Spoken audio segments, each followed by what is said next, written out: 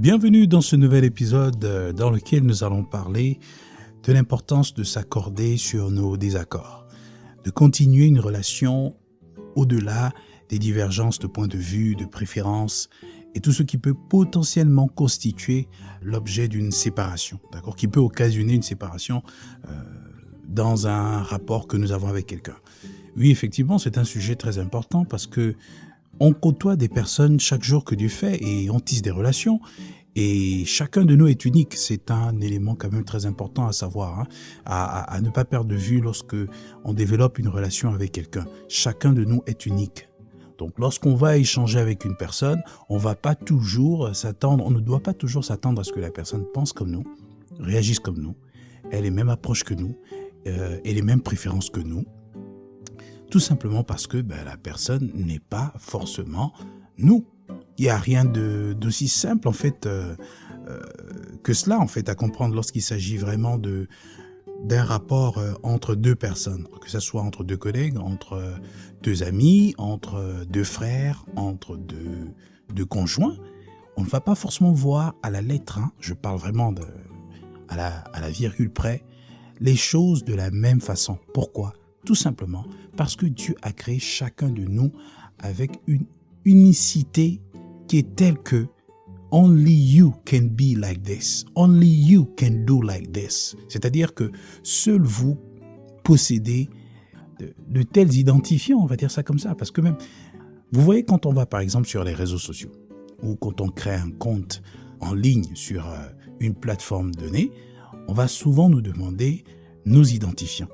Et lorsqu'on parle d'identifiants, en général, nous avons l'adresse mail et le mot de passe. Donc, vous imaginez un tant soit peu si vous avez la même adresse mail d'une autre personne, peut-être un monsieur quelque part, je ne sais pas, dans le monde ou bien dans votre pays. Ça ne peut même pas exister parce que déjà, la plateforme qui va vous délivrer une adresse mail vous dira que ce nom de domaine, sinon cette adresse, cette formulation existe déjà. Donc, c'est à vous de constituer ou de créer une adresse mail qui est propre à vous. Vous voyez que l'identifiant, l'identité même, c'est quelque chose de très, très, très important lorsqu'on parle vraiment de l'unicité de quelqu'un. C'est quelque chose qui vous caractérise. Donc, vous devez avoir un identifiant qui est propre à vous. Après, le mot de passe, une fois de plus, il doit être propre à vous. C'est à vous vraiment de réfléchir là-dessus. Donc, tout ça, ça montre que chacun de nous est unique. Chacun de nous a une donnée qui caractérise son identité, sa personne, ou je dirais même sa personnalité. Donc, quand on comprend cela, on va vraiment faire un pas en avant lorsqu'il s'agit de comment gérer les relations, d'accord ? Comment les cultiver au-delà de tout ce qui peut potentiellement nous séparer, c'est-à-dire nos divergences en matière de point de vue, en matière de ressenti, en matière d'approche, de méthode et d'attitude de façon plus large. Donc vraiment, c'est un sujet très important parce que souvent, on peut se retrouver dans des relations où, comme toute situation, comme toute relation, au début, on s'entend bien, ça rigole, et à un moment donné, au fur et à mesure que la relation évolue, on peut arriver à la phase de maintenant il est temps de passer un peu aux choses un peu plus profondes, c'est-à-dire de se frotter un peu. Nos caractères vont un peu se frotter pour essayer de faire ressortir quelque chose de plus solide. C'est de là que vient la maturité finalement, dans la gestion des relations sociales. Donc on va essayer il y aura certainement une situation conflictuelle qui va émerger comme ça, de par, je ne sais pas, ce que vous faites. Ça peut être une incompréhension, ça peut être un malentendu. Et donc, comment est-ce que les uns et les autres vont réagir ? Ça peut être aussi lié à une situation peut-être financière. Ça peut être lié à une situation, on va dire, en fonction d'un contexte dans lequel vous vous trouvez. Enfin, il peut y avoir une situation qui peut vous amener à finalement ne plus être d'accord, ne pas vous entendre. Du coup, comment réagissez-vous face à cette situation ? Est-ce que tout de suite vous allez catégoriser, labelliser, étiqueter la personne parce que la personne a peut-être mal réagi, elle a mal vécu cette situation conflictuelle ? Ou est-ce que vous allez vous dire, je passe, c'est pas bien grave, on peut avancer ? Alors, si jamais vous choisissez d'avancer et que véritablement vous avez tourné la page, vous n'en voulez pas à la personne, vous évoluez, et qu'une autre situation se présente et que là aussi vous découvrez un autre aspect de la personne, toujours bien sûr dans le côté négatif. Et là vous vous rendez compte que finalement la présence de cette personne, du moins son caractère, vous agace. Son caractère, vous n'arrivez pas à le tolérer. Comment est-ce que vous réagissez?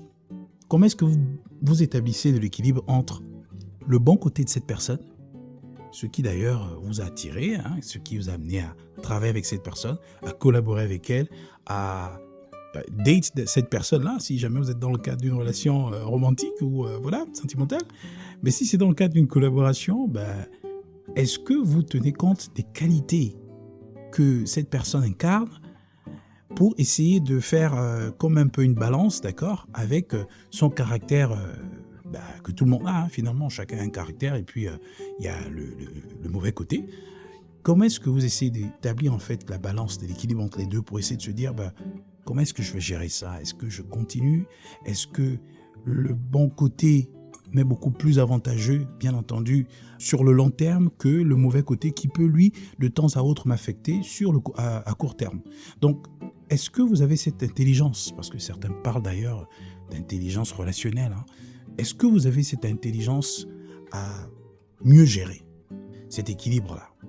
Cette capacité à se dire, j'ai plus à gagner qu'à perdre finalement dans cette relation ou dans cette collaboration. Est-ce que vous prenez le temps de le faire?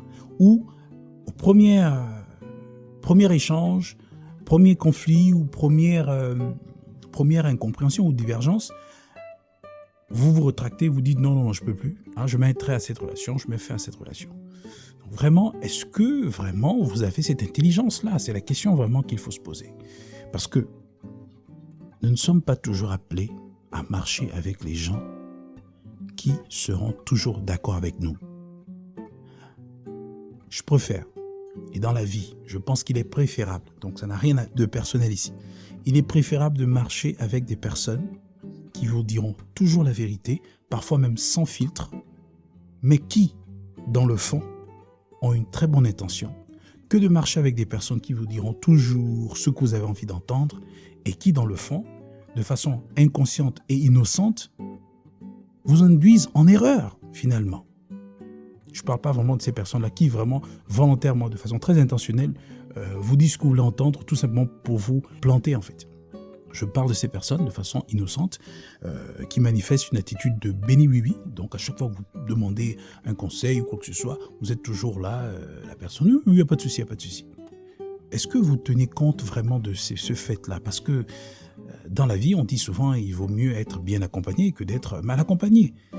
Donc, comment est-ce que vous parvenez à maintenir une relation là où, souvent, on pointe du doigt ce qui ne va pas chez vous, dans le but de vous encourager à avancer, d'aller vers l'avant? Que ce soit dans votre relation, comme je disais tantôt, dans la famille, une relation amicale, une relation professionnelle, une relation, dans votre communauté, tout simplement. Quelle est votre considération de la divergence de point de vue, du désaccord? Comment est-ce que vous le prenez? Ça peut être aussi en matière de préférence, ça aussi c'est un élément très important, la préférence.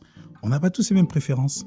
Si vous préférez quelque chose et que votre ami ou votre conjoint ou votre collaborateur préfère l'exact opposé de la chose, est-ce que vous la prenez comme une offense?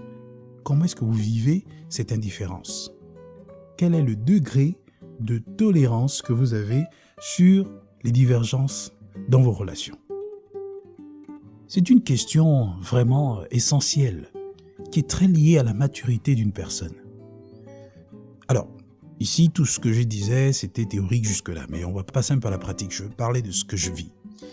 Vous savez, pendant très longtemps, de nombreuses années, j'ai été habitué à évoluer professionnellement dans des groupes avec des personnes au profil culturel divers, vraiment avec des pratiques autres que les miennes, des valeurs autres que les miennes, mais qui, justement, dans un cadre bien spécifique, ont été amenés à être avec moi. En tout cas, on a été amenés à être ensemble pour une cause, on va dire, professionnelle, humanitaire, etc. Donc, le fait d'évoluer dans ce cadre m'a permis de d'être confronté à l'adversité. Enfin, on ne va pas dire à l'adversité, mais à la divergence de point de vue. Et c'est très important d'ailleurs ce lapsus-là, parce que y a certains qui considèrent la divergence comme une adversité. Ouais. Et donc du coup, j'ai évolué dans ce domaine avec, vous imaginez, voilà, étant africain d'origine, je suis avec d'autres confrères africains de différents pays. Vous savez déjà que la culture, lorsque vous êtes africain francophone, ce n'est pas forcément quand vous êtes en face d'un Africain anglo-saxon. Donc les cultures déjà à ce niveau, il y a un choc culturel en général. Hein. Alors vous imaginez si vous avez affaire à des personnes voilà, européennes, des Américains, il y a un choc qui est toujours là, d'accord ? Il y a la variable déjà rien que dans ces deux mondes-là qui est à prendre en compte lorsque on établit une relation. Mais avant même d'arriver à cette échelle, quand on est même à l'échelle familiale, la cellule de base, le frère, la sœur, en général, vous allez remarquer que les parents vont dire « Ah, lui, il a un tempérament un peu dur. Ah oui, elle sait écouter, mais parfois, elle a du mal à pardonner. Ah oui, lui, par exemple, il sait aider, mais le problème, c'est qu'il est très lent. » Donc, chacun de nous a son caractère, chacun de nous a sa façon de faire. Mais cela n'exclut pas le fait qu'on vive ensemble, en communauté, dans un cadre bien spécifique. Donc, parfois, on peut se bouder, mais on parvient quand même à rester une famille. Donc, ça, c'est un fait qui nous enseigne déjà l'importance de savoir s'accorder au-delà de nos divergences de point de vue, de nos préférences. Donc ça, c'est à l'échelle familiale. Mais généralement, c'est très difficile. C'est beaucoup plus difficile de vivre cela lorsqu'on sort de ce cercle-là. Lorsqu'on arrive à l'échelle communautaire, donc avec les amis, avec les voisins, mais aussi avec les frères de la communauté religieuse, certainement, ou encore avec nos collègues, nos collaborateurs. Et donc, plus on s'éloigne, on a tendance à être de moins en moins tolérant avec des personnes lorsqu'on vient à vivre une divergence, donc de point de vue, etc. Mais comment travailler cela ? Parce que c'est tout l'intérêt finalement de cet épisode. On travaille cela en considérant la divergence comme une opportunité d'apprentissage, une opportunité d'acquérir une nouvelle façon d'aborder un sujet. Je sais que c'est pas évident parce que voilà, vivre la réalité des frottements au niveau des caractères, c'est parfois c'est très pénible. C'est pas parfois, c'est très pénible et c'est pas du tout agréable. Donc on peut être prêt à faire aller dans tous les sens, ça c'est vrai. Mais après, est-ce que vous prenez la peine, comme je disais tantôt, d'évaluer quel est le bon côté, le caractère de la personne, quel est le mauvais côté? Est-ce que je me limite à juste regarder le mauvais côté parce que la personne m'a dit la mauvaise chose au mauvais moment quand il ne le fallait pas? Ou est-ce que je prends la peine de me dire que c'est passager et ce caractère peut, avec le temps, mais aussi avec un peu de persévérance dans ma tolérance, parvenir à réduire au silence ce mauvais côté et davantage contribuer à booster le bon côté de la personne en faisant fi tout simplement du mauvais côté, en se disant bon tiens ok c'est bon ça peut aller. C'est pas souvent évident, mais parfois on peut être appelé à le faire et ça nous donne d'être mature, de prendre de la hauteur face à certaines situations. Cela peut vous poursuivre dans le cadre du travail. Vous pouvez avoir un collègue qui est très difficile de caractère, mais vous pouvez et pourtant bien vous entendre avec ce dernier. Vous pouvez avoir, si vous êtes dans la politique, et là encore c'est très difficile, un côté vous avez les républicains, de l'autre côté vous avez les démocrates, un côté vous avez les conservateurs, de l'autre côté vous avez les progressistes. Comment est-ce que vous pouvez faire? C'est clair que il y a des choses sur lesquelles vous allez dire ça c'est ma valeur, ça c'est ma croyance, ça ne bougera jamais. Je ne ferai jamais de compromis là-dessus. Oui, c'est un fait, mais attention, j'ai pas envie de dire en même temps, attention, l'autre pense d'une certaine façon, vous pensez d'une certaine façon, d'une autre, mais comment est-ce que vous pouvez voir la personne comme quelqu'un que vous pouvez aider par votre capacité à vous dire que la personne n'est pas mon ennemi, la personne n'est pas un adversaire pour moi. Bien entendu, lorsqu'on est spirituel, on comprend qu'au-delà de tout ce que nous voyons, il y a des entités spirituelles.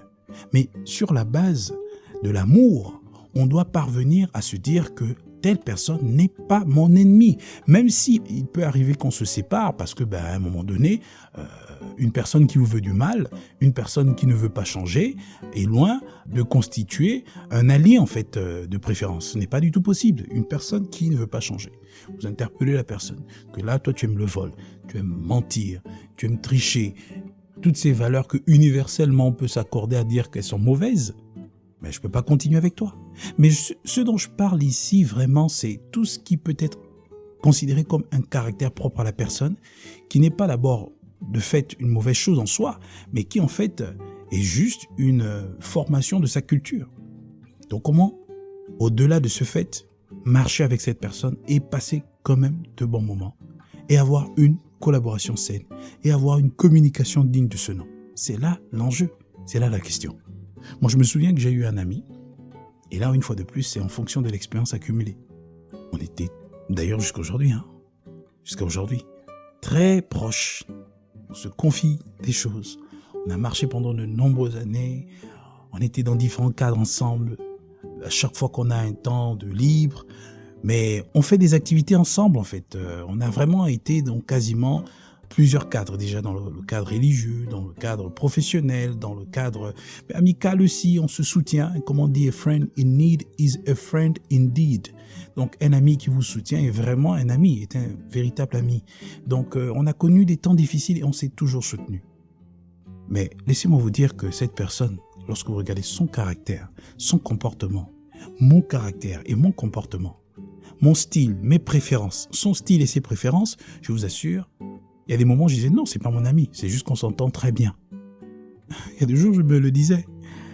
Mais je me le disais pourquoi? Parce que je me disais, mais en fait, comment est-ce que je fais pour avoir une telle relation de si longue durée avec une personne finalement qui n'a pas forcément le même style que moi, les mêmes préférences, même en matière de musique, les styles de musique. Ah, moi, j'écoute la musique gospel par exemple. Donc du coup, mais même dans le gospel, on a différentes sensibilités, différents styles. Mais on n'a rien à ce niveau qui nous unisse, qui peut nous unir. On n'a rien, même vestimentairement parlant, le style, la façon de faire, rien du tout. Et ce principe-là, et ce fait plutôt, je le vis aussi dans le cadre même de... Enfin, je vais juste taire parce qu'effectivement, l'idée, ce n'est pas... Mais même dans le cadre professionnel, il y a des personnes avec lesquelles je m'entends très bien. Même dans le cadre de la communauté, des personnes, même religieusement, qui ne sont pas de même bord religieux que moi, qui parfois sont même... pour certaines personnes peuvent te constituer, mais comment tu fais pour marcher avec une telle personne? En fait, on ne marche pas ensemble, c'est juste qu'on s'entend bien. Je sais bien m'entendre avec des personnes qui n'ont pas forcément les mêmes valeurs, les mêmes croyances, les mêmes préférences que moi. Mais cela vient d'un travail. Ça se travaille.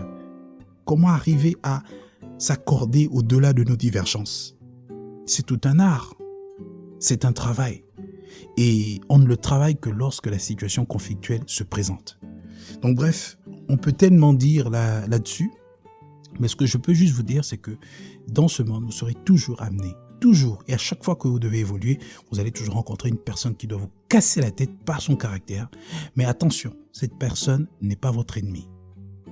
Cette personne est une personne que Dieu envoie parfois pour vous permettre de grandir. Si vous êtes marié, je crois que vous êtes bien placé pour comprendre tout ce que je dis ici.